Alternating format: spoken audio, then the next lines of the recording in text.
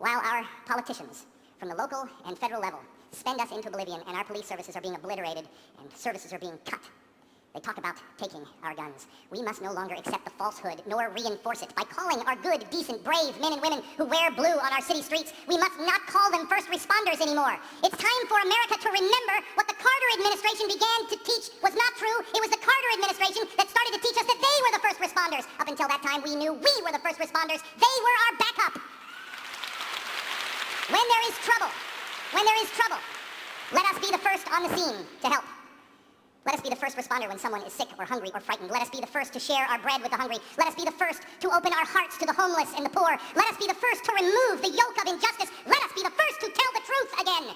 I don't know what you will choose. I don't know what America will choose. But for me and my family, I choose to stand with courage. I choose to stand with selflessness. I choose to stand with God. As Lincoln said, with malice toward none and charity toward all, because that's who we really are. Forget what the media says. Forget the names the media calls you. That's who you really are. Our freedom is under attack. Our liberty, our way of life is being legislated out of existence. Our rights are being diminished by a ruling class of power of elites. They're growing out of control.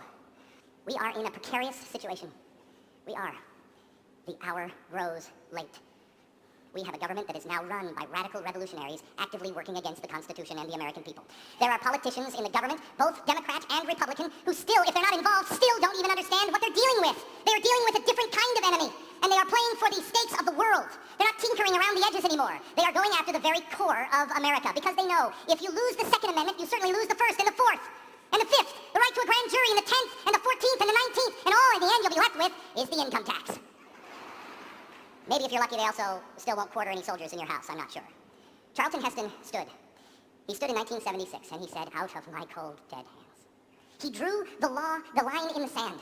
He said, "I will not give up my weapon. I will not comply. I will stand and fight."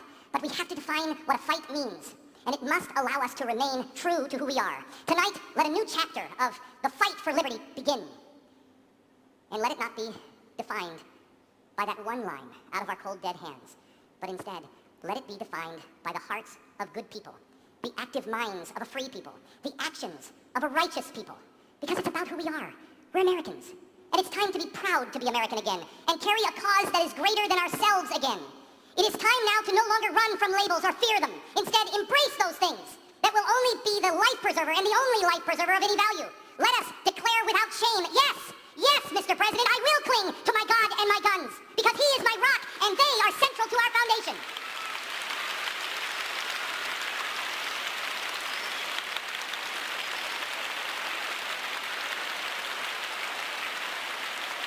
In the coming days, I will announce an effort.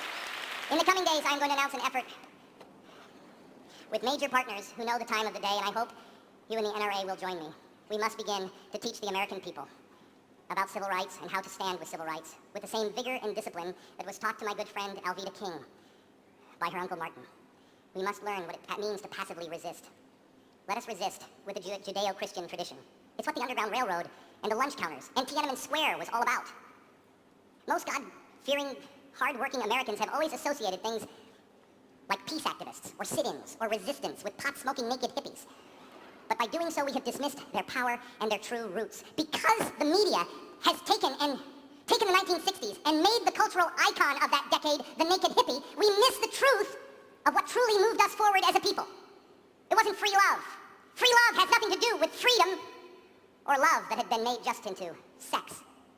The true and powerful meaning of the 1960s was that God demands equal justice and equal rights for all of his children. That was the center of the Martin Luther King movement. That and that alone, and that is the torch we must pick up again. We must not respond in kind by getting angry or playing dirty or by calling people names or striking out, because that's not who we are.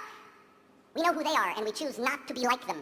Let's not give that satisfaction to them or the media that, quite frankly, has already written that story. We're better than that. We are the law-abiding, God-fearing members of the NRA. We are Americans, and we will be clear. We will stand.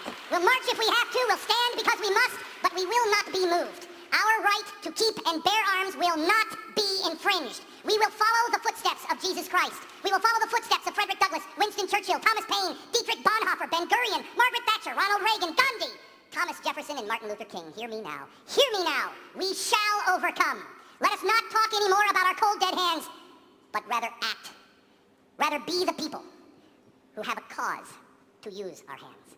It is not the gun or the knife, or as Cain discovered with Abel, the rock, but the heart that is filled with error, darkness, and coldness. That's what the problem is. So we will use our hands and we will use our hearts to lift up, to learn, to teach, to help, to heal, to protect. We will work side by side with white, black, Hispanic, Native American, off-planeters, whatever, because we don't see those divisions. We will work together as Americans, not only to preserve our rights, but the rights of our children to be safe, our wives and our daughters to not be held at gunpoint, to not be raped, and our most precious valuables of all, our children. We will stand so our children have the right to survive a simple walk down a city street, or God forbid, a day of public education. It is not our cold, dead hands that will win this. But as always, when it comes to American victories, it will be our strong backs, our strong will, the ability to adapt and learn. It will be our warm hearts filled with love and charity for all men that will compel us to defend all men's right to life, liberty, and the pursuit of happiness. Churchill said, "We shall not falter, we shall not fail." I'll tell you that if America fails or falters, the entire world will fall into darkness. So I will add, we cannot falter, we cannot fail. We will not be the generation that historians look back to and say, what happened to these people? We will not be the generation that loses mankind's freedom. Instead, let us declare to one another that we instead will be the generation that historians look back to with awe and wonder and say, how did they do it?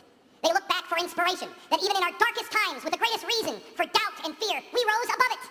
We pushed the darkness back. We held the torch of liberty. We held it high for all men to see and aspire to. I will not move, because I know the ultimate truth, because I am on the side of nature's God and nature's laws.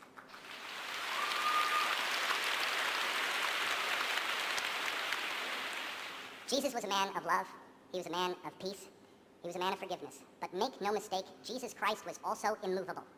The right to keep and bear arms shall not be infringed. And we will win by strapping on the full armor of God. We shall stand firm with the belt of truth, with the breastplate of righteousness, with the shield of faith, with the helmet of salvation, and the sword of the Spirit. We will fight their tactics of fear. We will fight their tactics of darkness. We will fight their lies, and we will counter them with love,